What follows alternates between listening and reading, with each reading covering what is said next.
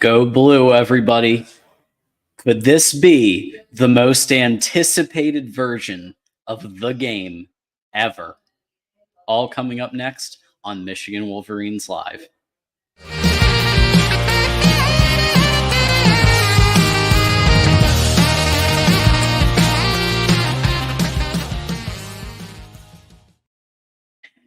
And welcome into another episode of Michigan Wolverines Live, show number 119. My name is John Diadamo, and I'm going to be your host for the next hour or so. As you come in, please like this video, subscribe to Michigan Football, the voice of college football, and share with a friend. Also, this is a double header episode. Coming up next, I'm going to be with the Jacksonian, Jackson Johnson, for the 9 p.m. Eastern hour. So if you want your Michigan-Ohio State content, keep it here and then head on over to the Jacksonian in an hour. It's going to be great. If you want your comment or question on air, we are going to have Tanner stopping by.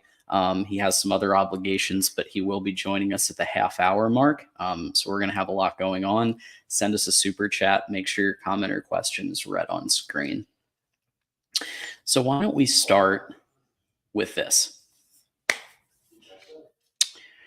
There's been a lot going on with the Michigan Wolverines program. We know this.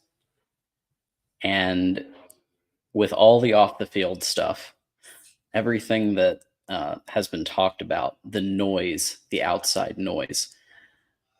Mike Sanderstill and the other players are tunnel vision, one-track mind on the goal. Beat Ohio. And he said this week, this is the Big Ten championship, right? This is for all the marbles. 2 versus 3, 11-0 versus 11-0, a chance to go to the college football playoff. And heck, even the loser might go to the college football playoff because these two teams are some of the best teams in the country.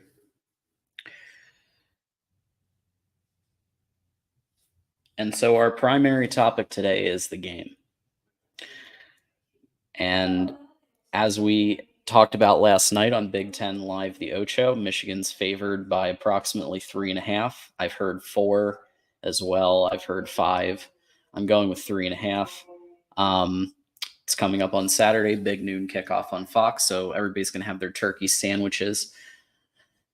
By the way, happy Thanksgiving for those who are going to be getting together. If you want to put in the chat and the comments what you're doing for Thanksgiving, I'm going to be having the family over at my place. We're doing potluck. So we've got, I'm going to be making the mashed potatoes and the crescent rolls and the apple pie. And so we're going to have a little potluck at my place. It's going to be a great time. And then the game. It's happening. All time, as we know, 60, 51, and 6, with Michigan having the advantage. And of course, last year, Michigan won in Columbus 45-23, which was so sweet because, as we know, in 2021, they were all saying, and I even started believing it myself, it was cold, it was snowing, people had the flu. And then Michigan goes into Columbus at the shoe and beats Ohio State by more points and plants the flag. And if that wasn't a statement about where these programs are, I don't know what is. So a couple of things I wanted to talk about. Obviously, the Ohio State side of things. Normally we have a media guest. Obviously we don't today. So I'm going to do my best to put on the Buckeye hat for 2 seconds and try to look at it from their perspective, right? And we begin, for those of you who haven't been watching the games, there are a couple of players, obviously, to look out for, right, on their side of the ball. Ohio State in recent years has reshaped themselves as a finesse team, a speed team. They've built themselves to win playoff games. It's actually a legitimate strategy, right? It's been crapped on by Michigan fans and others that they're not physical enough, but it's a valid strategy, and it almost got them to the national championship game, right? Marvin Harrison Jr. is an all-time player. There's no doubt about it. He will be second overall in the draft. He has, some of the stats that he has are just next level. He when he's on the team versus when he's not on the team, it's like two different teams. This year alone, he's had 13 touchdowns, 1,093 yards, averages 17.6 yards per time that he catches the ball.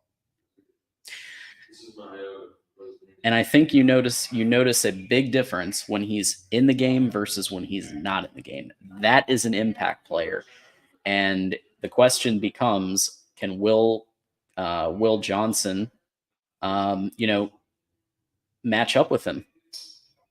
Travion Henderson is back into full force. Travion Henderson, was kind of working through some things last year, but he's back now full force, as is Blake Corum, by the way. But if we remember from his freshman year, he had some lights out numbers, right? And this year he's got 10 touchdowns, 794 on the ground. But his first year, he ended the year with 1,248 rushing yards. Travion Henderson is legit, and with Chip Trayanum backing him up, and probably Dallin Hayden getting some touches as well, um, Michigan's going to really need to contain him to have a shot at really, doing what we did the last 2 years. Emeka Egbuka is a great secondary wide receiver to Marvin Harrison. And then obviously Cade Stover as a tight end, right? Can their O line, though, hold up against Michigan's D line? That's a big question, right? And we don't know, right? Their O lines looked, I'd say, uneven, a little bit better as we go through the season, but they haven't really been tested against an amazing defense yet, right? Penn State's pretty good, but they're not as good as Michigan on defense. And who else? Notre Dame. So at the end of the day, it's going to be on Jesse Minter to contain these players. Travion Henderson, can Kenneth Grant and others stop him? We've seen what Kenneth Grant can do. 340-pound guy running at you, and he can actually move, right? So I think we've got defensive players to be able to counteract. And remember, folks, in 2021, Ohio State had a better quarterback than they do now. They had better receivers. Olave, Wilson, and JSN collectively, I think, were better than Harrison and Egbuka. It's not by much, but it's there. They had a dynamic offense, and Michigan was able, with a first-year defensive coordinator, to contain them enough. You're not going to completely stop Marvin Harrison Jr. You're just not. You're not going to be able to completely stop Travion Henderson. The name of the game is containment. And then on the defense, it's a little bit tougher, right? Because I'd say as a unit, they have done better as a unit. They're the player that obviously I'm going to be looking out for is JT Tuimoloau. Forgive me for the pronunciation. JTT right here on the banner. That's a player that you're going to need to watch out for because he can get you, right? And so, there's going to be a lot of emotions going into this game. There's no doubt about it. And, Ohio State's going to, this is Ryan Day's, let's be honest, like he's going to be on the hot seat next year if he loses. I don't think he's going to get fired.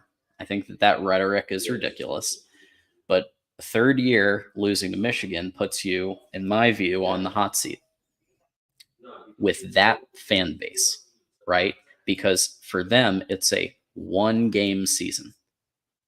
You either win or lose against that team up north.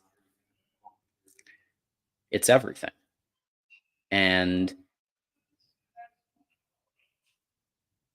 the fact is, this game is in Michigan's favor. It's going to be, I think we looked at it, 40 degrees, potential snow flurries. So the temperature favors Michigan. The dynamics favor Michigan. All of the emotion that's gone into this favors Michigan. Michigan has the better quarterback, despite the fact that Jim Harbaugh isn't on the field. I actually think that Jim Harbaugh not being on the field in some ways is a motivator because they're going to be playing for their coach. They're going to be doing this in some ways for Jim, right? They're probably going to have the free Jim Harbaugh shirts. They're leaning into being the villain. And, so it starts with the fact that Harbaugh won't be on the sidelines, and we need to remember that dynamic's going to be there. But you go into the quarterback battle, and despite the last few games, I think you would have to agree that J.J. McCarthy is the better quarterback versus Kyle McCord. I still don't know why they picked Kyle McCord over J.J. in the recruiting process. But despite the fact that he's been a bit off, he has the arm, he has the legs, he has the experience, and just mental toughness is up another level. He has one of the best QBRs in the entire country. He's number 2 in QBR in the country, JJ McCarthy. And so I have as a prediction 27-21 because I think JJ is going to do enough on the ground. They're going to have packages with Blake Corum and Donovan Edwards, who we haven't even mentioned yet. Khalil Mullings. Make no mistake, folks. Michigan has been preparing for this game all season long. All season long. They do something called a Beat Ohio drill. Happens every week. And so there are packages in the playbook that we haven't seen yet with Blake Corum and Donovan Edwards in the backfield at the same time, probably. More passing route concepts to Roman Wilson. Colston Loveland and A.J. Barner maybe together. There's lots of things that we haven't seen. Maybe Donovan Edwards is going to take another shot as a quarterback, and we'll have another double pass. Let me know in the comments. What do you think? What play design are you expecting for this game? Let's look at some comments here.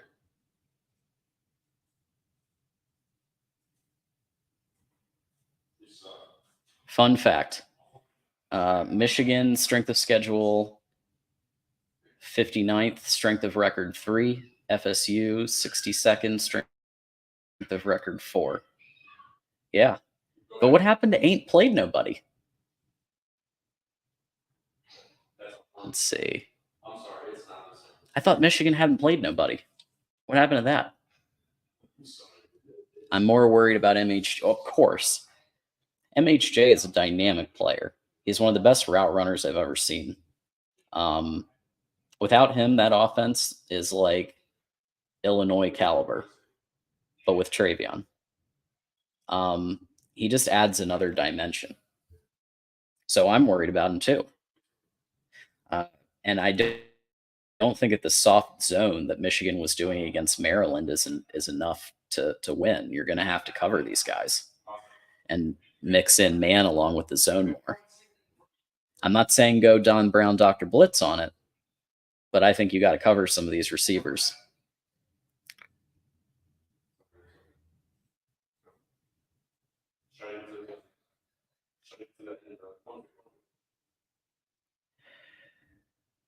Underwood, I think he's going to LSU. Um, Michigan just drafted a 4-star quarterback. That's probably going to be who they roll with for this class. Um, could Underwood still go to Michigan? Yes, but it's looking very strongly like he's going to LSU. We have a prediction 31-24 for the Wolverines.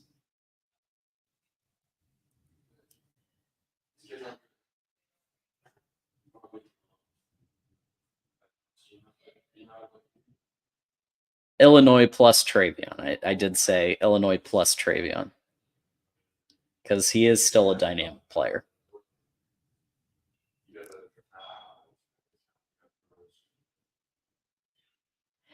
Okay. So back to the breakdown, lining up and completely break their will to compete. Yeah, I mean, I think you're going to see some running, absolutely, but that's not going to be enough, I don't think, in this game. And if you remember from last year, and I've said this before on the show, last year Ohio State had prepped to beat the 2021 version of Michigan. I believe that if our 2021 version of the team had played Ohio State 2022, Ohio State wins that game because they prepared for last year's Michigan, right? Heavy blitz, heavy man. And yeah, that would have stopped Cade probably. Let's be honest. But 2022, Michigan leveled up at quarterback. They said the kid couldn't throw the deep ball. Remember that? And then you had 60-plus yard bombs to Cornelius Johnson.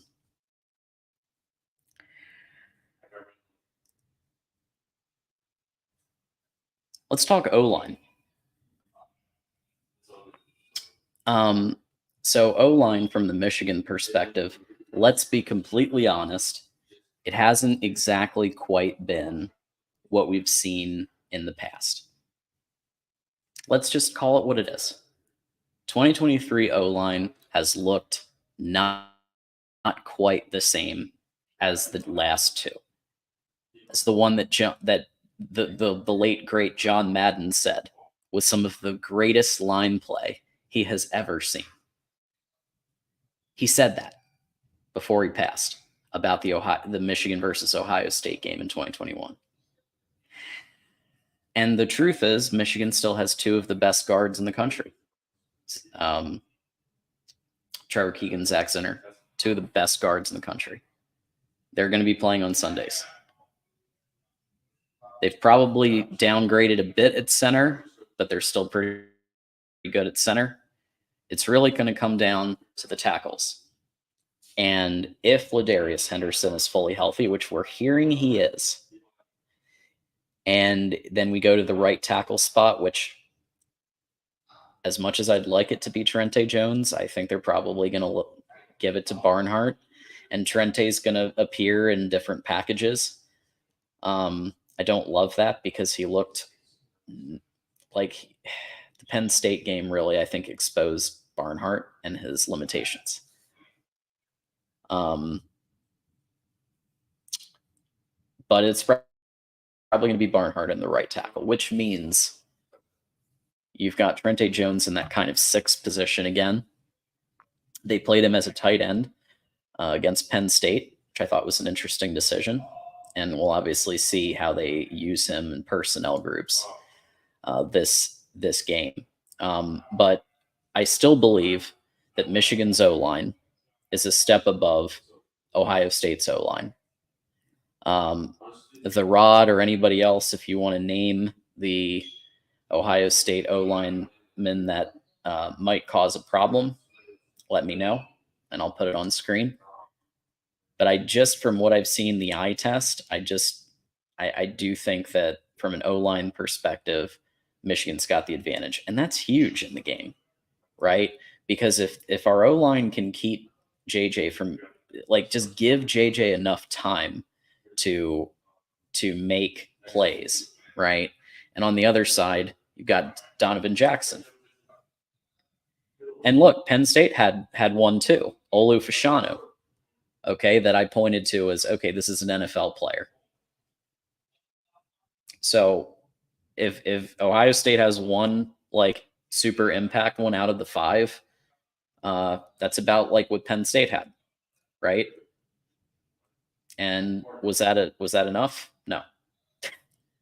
So my issue is when it comes to completing under pressure. I believe JJ has one of the highest completion ratios under pressure in the Big Ten, and McCord is one of the lowest.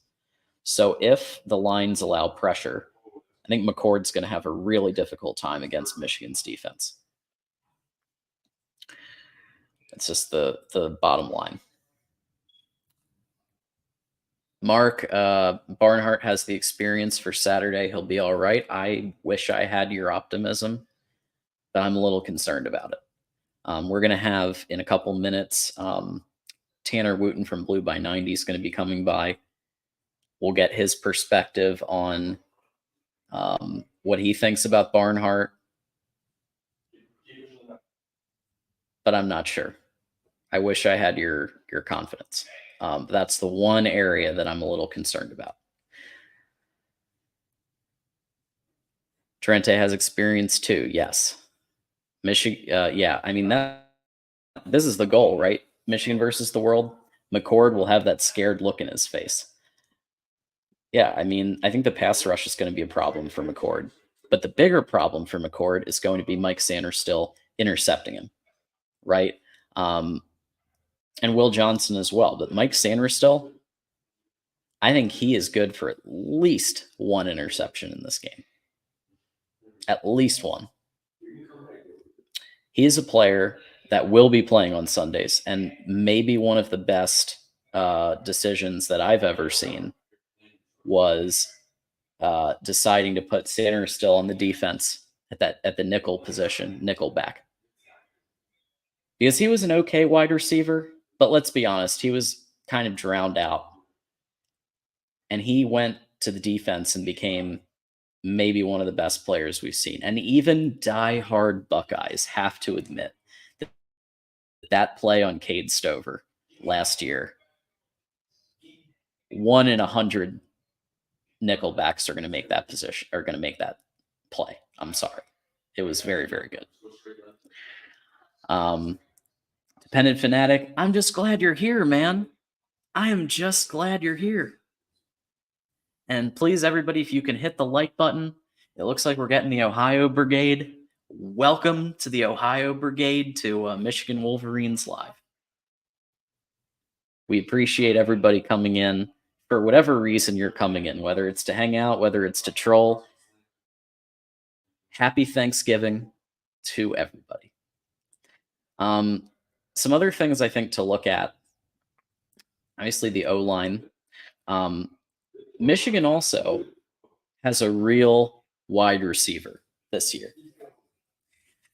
I'm not saying Cornelius Johnson isn't a real wide receiver, but when I say real wide receiver, I mean one who can run these routes, make plays any length of the field.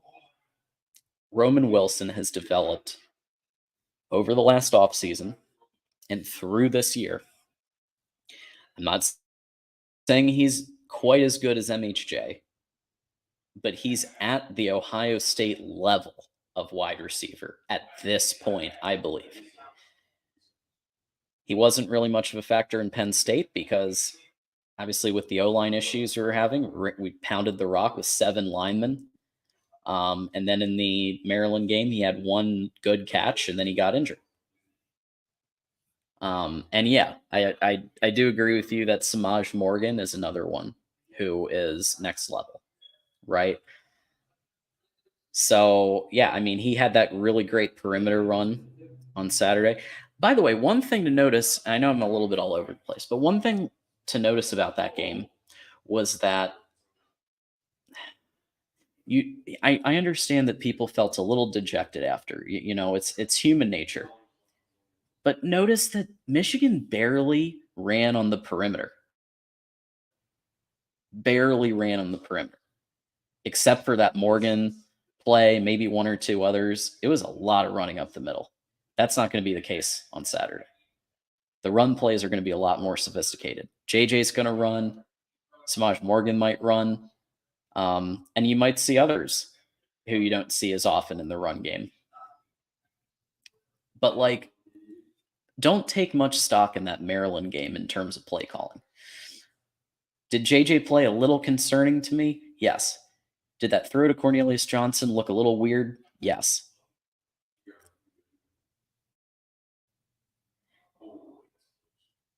But play calling versus Maryland should be vanilla, right? Unless you're losing and you've got to bust something out that you were hoping to save for Ohio or you were hoping to save for the playoff.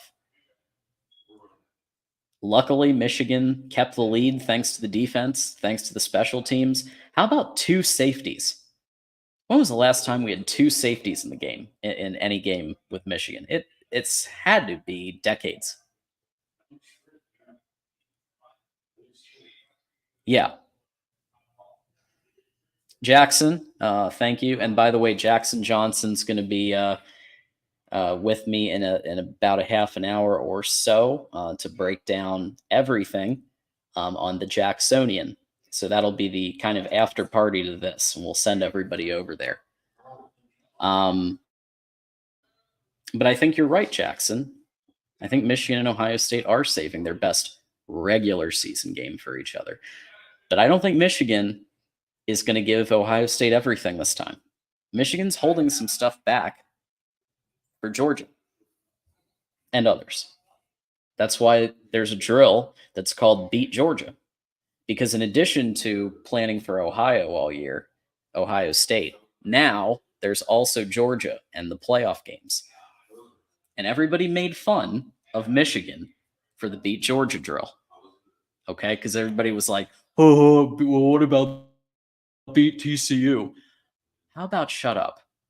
It's smart when you're trying to win a playoff game for the first time ever that maybe you prepare for the postseason opponents throughout the year.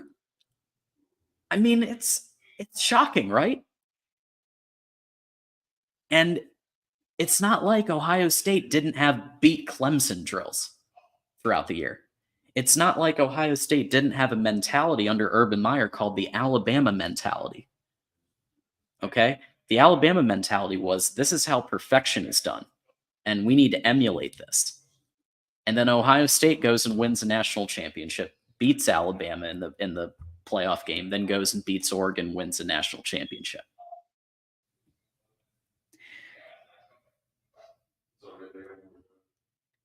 Okay. I will pull up the video or article. I'll have to research it again. It might have been on Menace. It might have been on, but I definitely heard an Ohio State source that there were beat Clemson drills. I will dig for you, Rod. I will dig, and I will find it. And we have here, fresh off some other stuff, where he's moving around, he's doing his thing. We got Tanner Wooten from Blue by 90 in the house. Go Blue. Hey John, how are you doing, sir? I'm good. I'm just breaking down the game here with our Voice of College Football folks in chat. You know, we have Michigan fans, and we also have that team down south fans. Yeah, Ohio State fans. I'll say it. I'm not scared. I'm a grown man. I'll say it. I've been saying Ohio, but you know, since they say that team up north, you know. So I have 2 questions for the Ohio State fans in the chat. Why is it such a big deal when, one, your coach and your entire program and fans refer to Michigan as that team up north? Yeah. And 2, Ohio Stadium, you do Ohio on the band with the band on the field, script Ohio. Like, so where's the issue with calling Ohio State Ohio? I don't get it. Somebody enlighten me, please. Yeah, it's in their fight song. I don't know, man. That really gets under their feathers, under their skin, ruffles their feathers, I should say. Yeah, man. It's I was just downtown Ann Arbor a little bit ago, just driving through, had to go get my haircut. Really, really just feeling the atmosphere as I'm driving around town. It just feels different, man. It always does. This week is something special. No matter what, Michigan, Ohio State fans hate each other, go at each other. Like it is really special to be a part of the best rivalry in all of sports, in my opinion. Like the greatest rivalry. I don't care. I mean, you can talk to me about Premier League, whatever. No, this is the game. That's why it's called the game. This is the rivalry, man. And this is the most fun game. It's the most fun week of the year with Thanksgiving. Our Lions are sitting there at 8-2 after a big win. Got the Lions game on Thanksgiving. There's a lot of great football on Thursday, Friday, Saturday. So this is part of the best time of the year. You've got a lot of college basketball. It's just a special time. And this rivalry, man, is just something else. There's just something about it. Like I have a pit in my stomach right now. I've had a pit in my stomach since Saturday at 3:00, John. Like I am so amped. Have you ever seen The Big Short? You ever seen that movie? Big Short. Short. Steve Carell, Ryan Gosling. It's about the financial crisis of 2008. Oh, I feel like I might have seen like clips of it or something. So there's a clip in that movie where they're trying, Ryan Gosling's trying to close a deal. He's trying to make millions and millions of dollars, and he's in the bathroom and he's on the phone and he just is like, I'm jacked to the tits. That's how I feel. This is the greatest rivalry in college football in the sport universe, man. So all the Ohio State fans, Michigan fans, we can agree on that. I know we can't agree on much. We can agree that this is the greatest rivalry in all of sports. Absolutely. Go blue to all. And it's Thanksgiving and it's everything. So Moose, we'll get to breaking down the game and the keys to the game and all that good stuff. But Moose did contribute, so we appreciate that. John, Mark has FSU ahead of Mich in CFP rankings. Well, yeah, Mark does the top 25 that actually makes sense based on resume. So he argues that FSU has the LSU win. He argues that does LSU win better than the Penn State win for Michigan? No, I think that was so Penn State was the best win for Michigan, and then the question is after that, right? So what's Florida State's after that? Clemson? Possibly. So I don't know. Yeah. We know Mark. Yeah. You got the Buckeye perspective too. Yeah. But no, I don't. It is what it is. It's all going to shake out on the field. It is. That's what. So we did the Bleacher Report thing, and they're like, "Hey, we want to talk college football playoff rankings." And I'm like, why? There's no need to. It's gonna the college football playoff is going to settle itself on the field in Ann Arbor on Saturday at noon. There's no other reason to talk about it. Like it's pointless now, So this is going to decide everything, which is unbelievable. It's fantastic. And Steven asked if I was going to cry. Sorry for being excited about Michigan, Ohio State. My bad. I'll try to come through with a little less energy during the week of the game. Oh, you can't listen to that guy because. Hey man, I see stuff. I'm like, I try not to look at it, but I'm curious. Curiosity killed the cat. I try to see what's going on there, but yeah, man, it's gonna be a fun one, man. It's gonna be cold. I got layers I'm ready to put on. Yeah, 40 degrees. I saw. I think the low is like in the morning. So we're going to be, and if anybody wants to come through Michigan or Ohio State, we're going to have free beer from North Peak Brewing. We're going to be set up at the front. So Michigan Stadium to the right of its Chrysler Center where the basketball team plays, and there's a parking lot there. We're going to be like far left in that parking lot, set up, food, drinks, having fun. So anybody stop by, man, some North Peak Brewing, maybe some gift cards, something of the sort. So we're going to be getting after it. I believe, gosh, earlier in the week, it was like 17 degrees at 6 a.m. I think now it's like 20 something. So yeah, it's going to be a cold one, but it's going to be fun. Yeah. And I heard there might be snow. There's a chance. Oh God. Wouldn't that be great? Man, let's see. Yeah, I mean, it's going to be 21 degrees at 8 a.m. So it's going to be a cold one. I see 0% chance of precipitation for most of the day, though. So, it'll be fine. It'll be cold. It's going to be, cold. Slobber knocking football, Big Ten football, man, in November. That's what this is all about. Absolutely. Yeah. Do you think this is like the most anticipated game that there's been? Because I mean, there's been 06. And obviously last year was also for all the marbles and was 11-0 versus 11-0. Yeah, I mean, I think this might be the But biggest. to me, with everything going on, Yeah, like in the universe right now, and all the animosity and everything feels like it's coming to a head.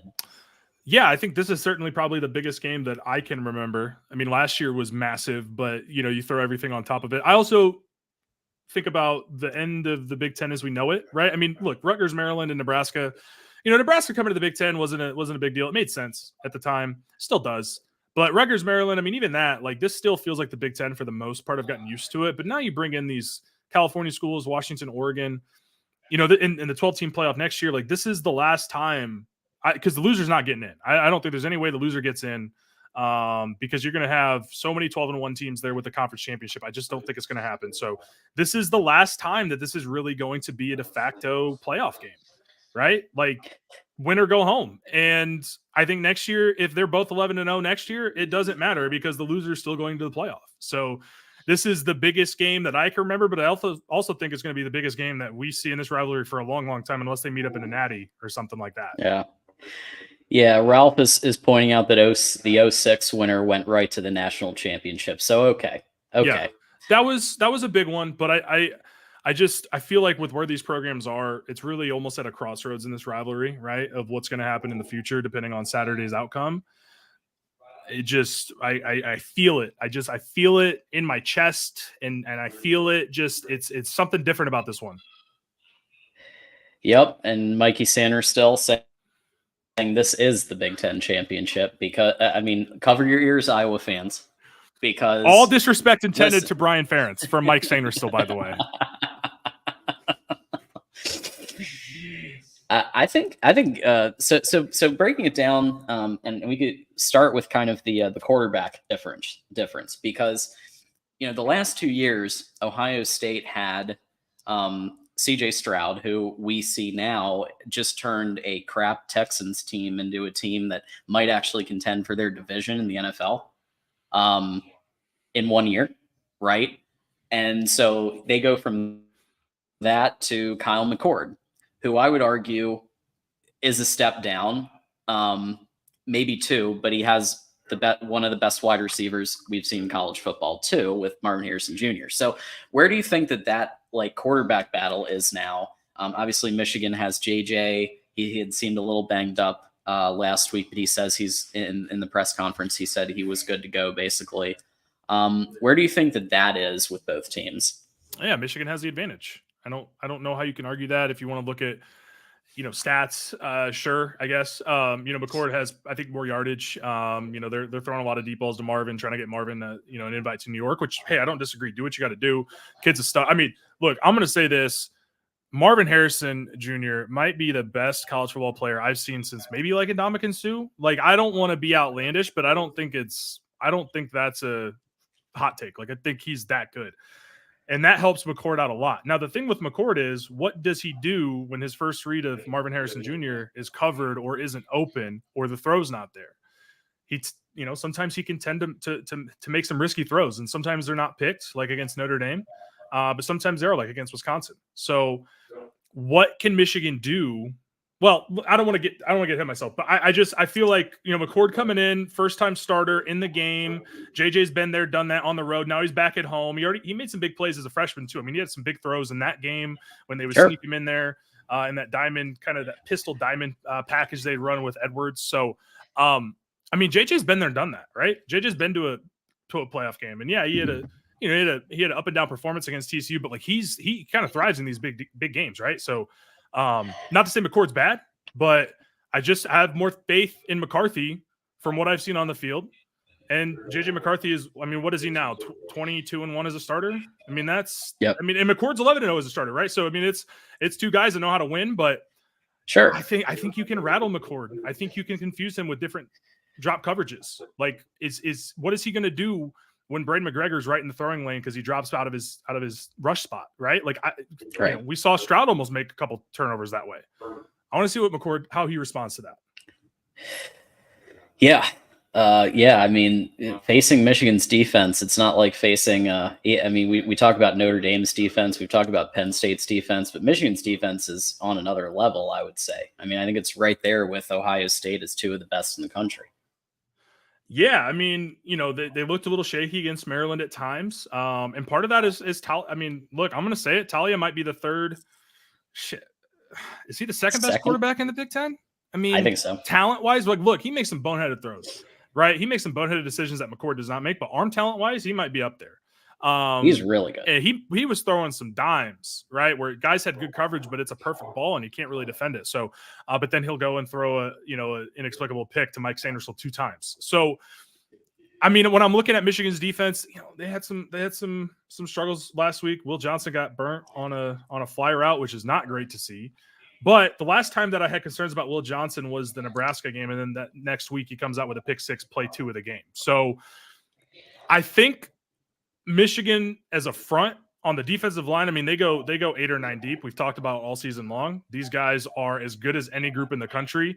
You've got Kenneth Grant as that third guy rotating in on the defensive tackle spot behind Graham and Jenkins. So, I want to see if Ohio State can run the ball on those guys. I think their guards are the weak spot in the pass pro, and I think we saw Graham and Grant both get a sack. Jenkins had some pressure; he forced the throwaway. Yep. So they had a lot of pressures against Maryland.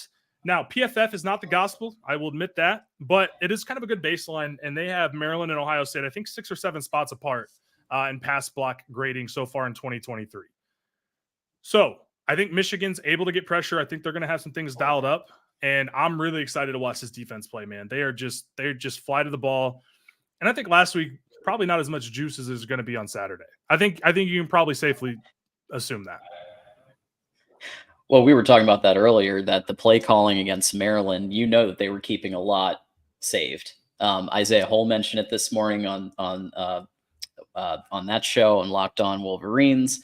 I mean, it's just kind of like, they have proven now.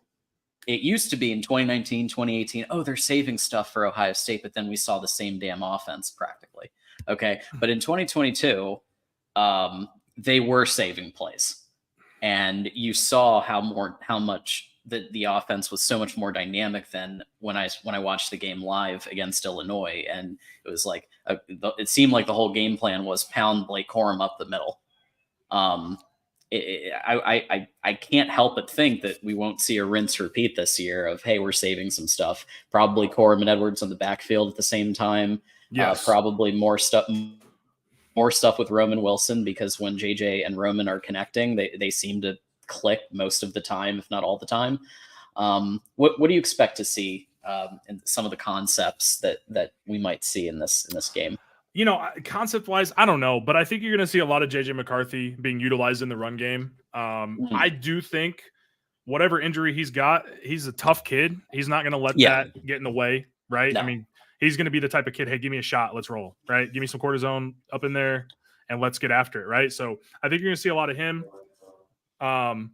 You're running the ball. I think you're going to see some, like you mentioned, with Blake and Donovan on the field at the same time, or even Kalel Mullings, because Kalel Mullings is really a blocker, right? I mean, he can get out. He's 6'2", 230, can get out and run and potentially block on some sort of outside run. I think you try to get Donovan in a mismatch scenario on a linebacker.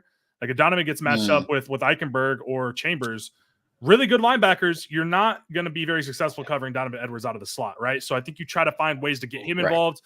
I love when they send Roman Wilson in motion, kind of like the yo-yo, I think is what it's called, where then he comes back out and is open a lot of the times. Just a lot of, window dressing, a lot of eye candy, I guess you could say, right? A lot of different things as far as shifting and how you line up.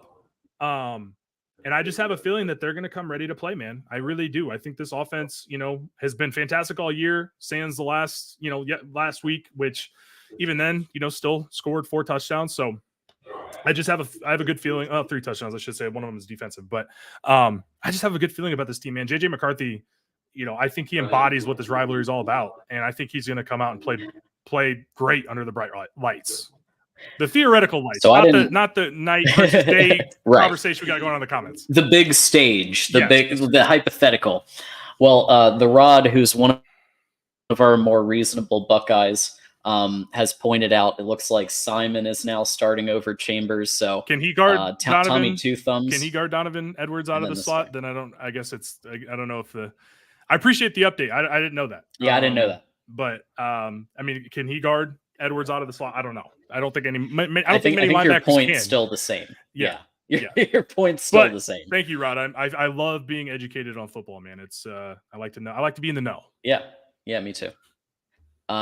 So Jesse Allen, thank you for your contribution.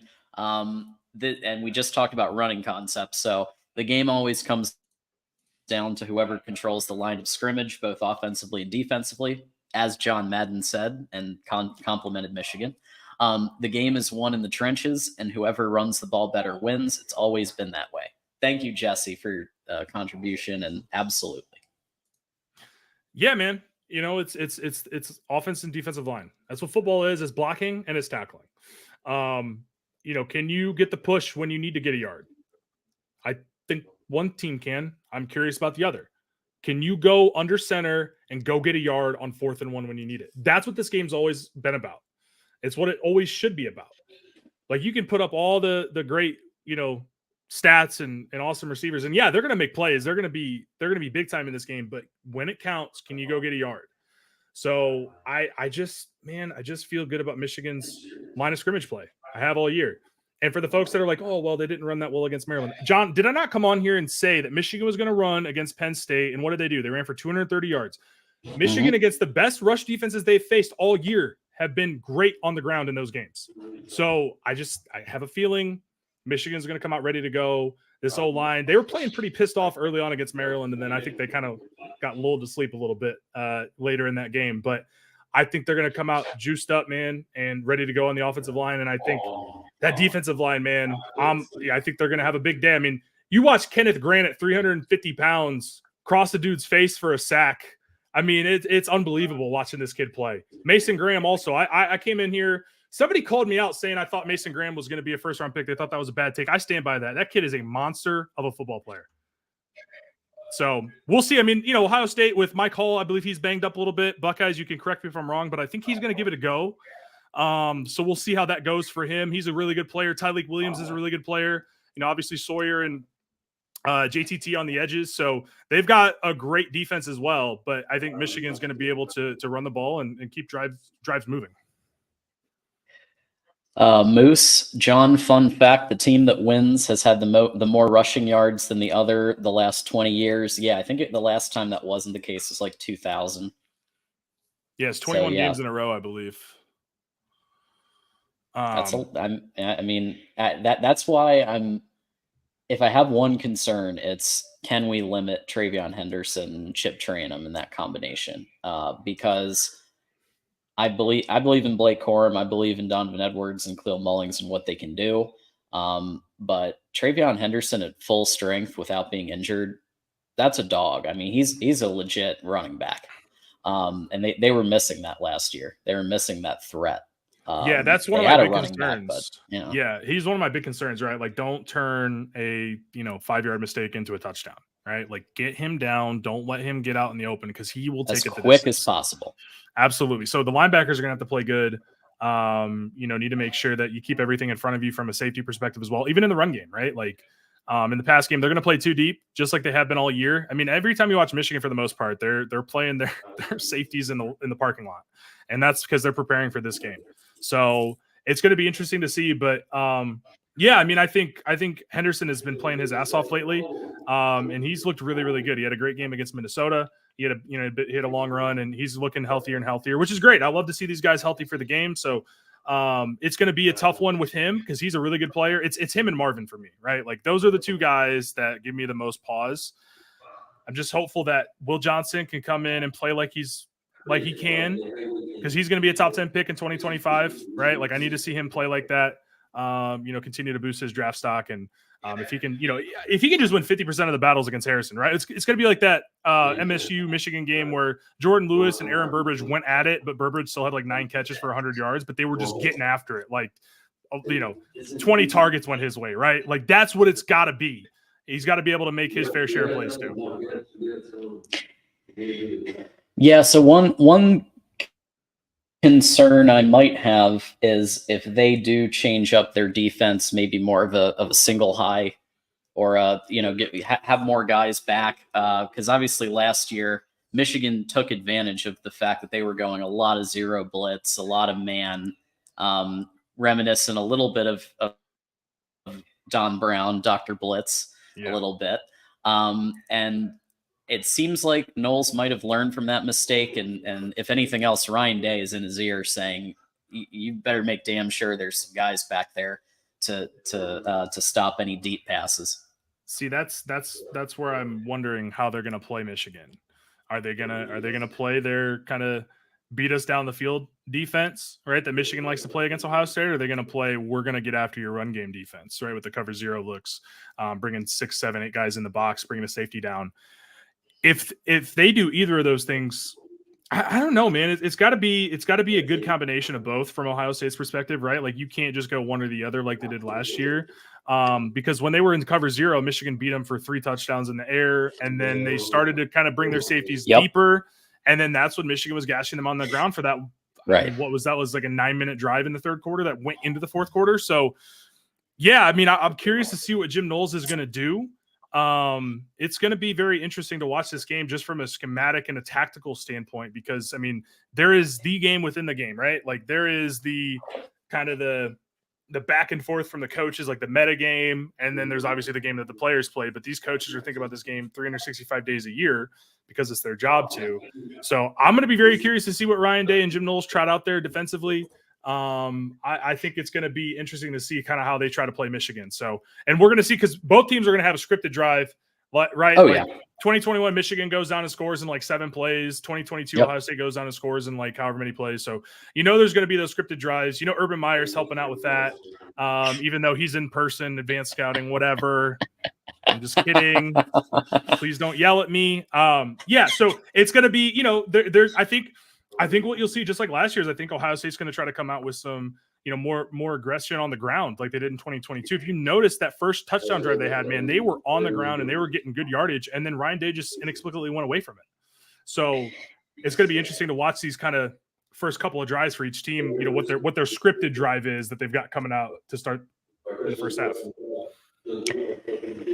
Yeah, and I will say the one thing that kind of impressed me with Michigan last week, and I know that Maryland, they held a lot back, and obviously Roman Wilson was taken out early for precautionary reasons. There was a lot of things in there where I think I understand why people didn't feel warm and fuzzy, but there were also a lot of extenuating circumstances. You lose your deep threat, like passing threat, pretty early. And a lot going on, but special teams, and defense, but special teams, including that safety, that impressed me, and I think that they're clearly working on that a lot, to be dynamic. So if one of the 3 phases, like the offense, sputters a little bit, well, you've got the opportunity to score points on defense and special teams. Yeah, I mean, you look at Michigan blocked the punt, got a safety out of it. Tommy Dolman was a monster. Very draftable punter, right? Yeah. Like, and I love Brad Robbins, and he's starting with the Bengals.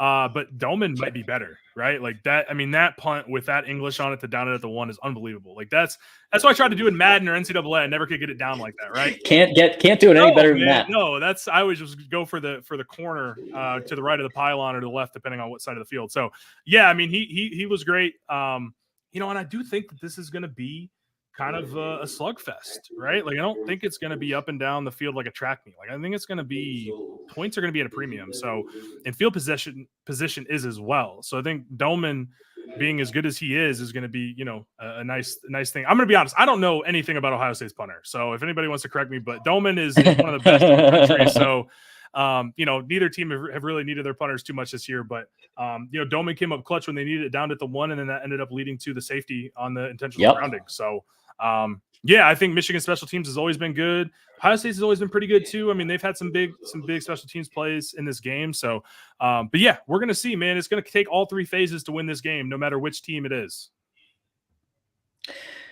Yep. Jay Marion said it's best. Doman was a lifesaver last week, as was Sanders still. I mean, you can't forget what Sanders still did. And he's done that for ever since he switched over to defense. So Yeah, he's been a monster. I put him down. I put him down for at least one interception on Saturday. I will be.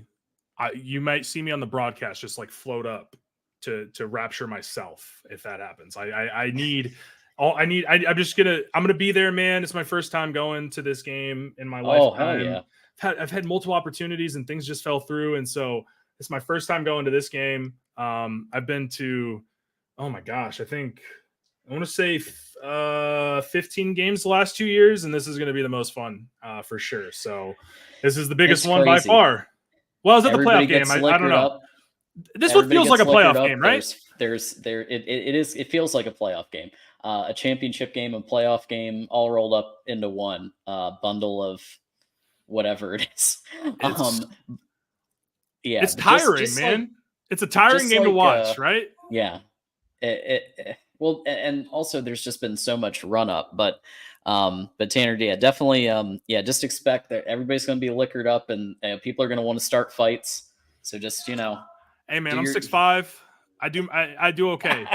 Not too many people come up to me with it, so I'm a peacemaker too, man. I don't like fights. I think as humans, we just all have way too much on the line, most of us, to go around fighting at football games. I mean, guys have died that way this year, man. The Patriots Dolphins game, right? So like, it's stupid. Don't be an asshole, right? Like, let's go have fun. We'll talk trash. We'll say not so nice things, but it doesn't need to get physical, right? Now, look, I will be liquored up, courtesy of North Brewing at the Blue by Night game, man. I will be having some beverages. We will be getting after it, and it's going to be a great time, man. I can't wait. The stadium's going to be rocking. I'm going to be doing everything I can to help cause some false starts. It's just going to be a good weekend, man. No matter what. I mean, win or lose, but I'm very happy that I get to go and get to be there and go with friends. And, I'm thankful for that this Thanksgiving week, John. I'm very thankful for this game being played. Likewise. Yeah, that we can all put that on our what we're thankful for list.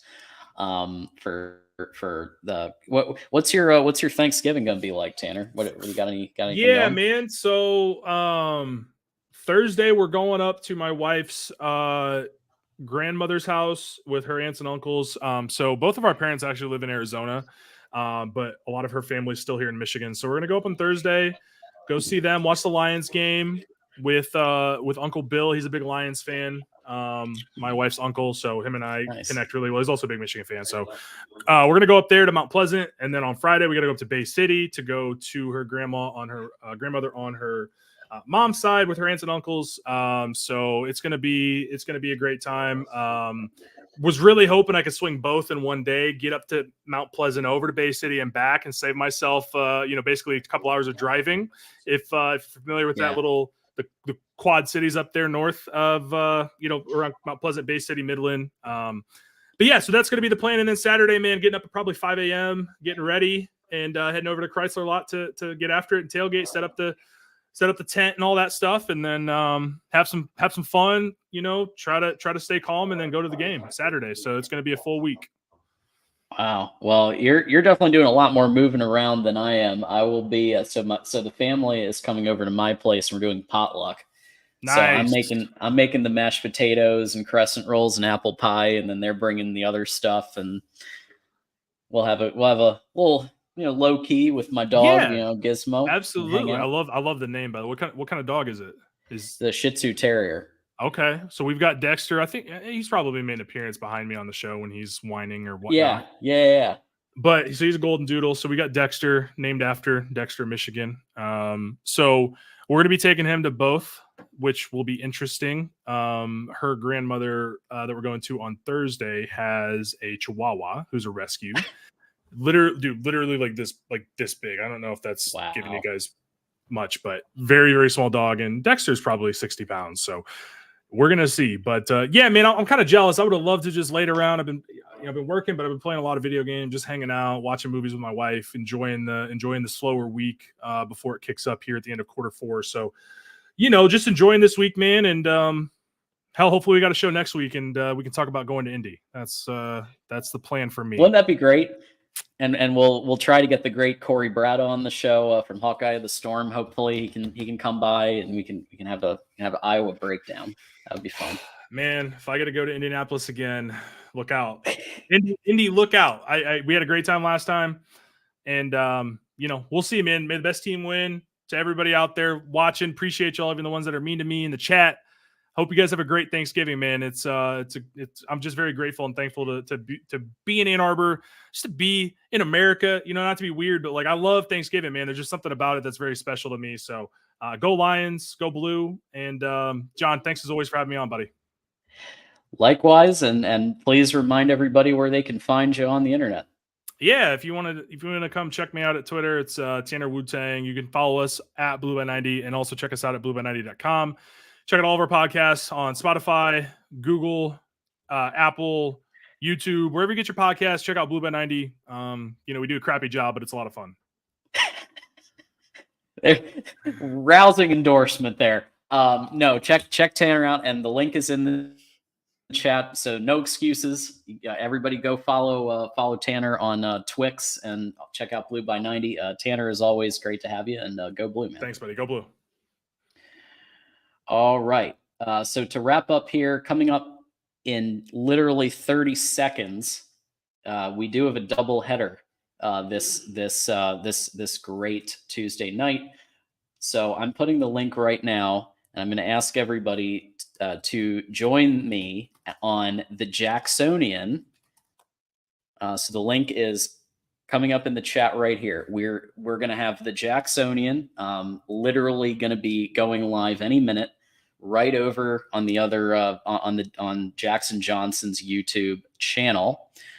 So that's coming up literally right now, and we're going to be breaking down all things Michigan and Signgate and the game and Bill Burr and all kinds of other things. It's going to be a great time, and we're going to get started on that momentarily. So join me for that, and until next time, as always, thanks everybody for stopping by. Happy Thanksgiving, and go Blue.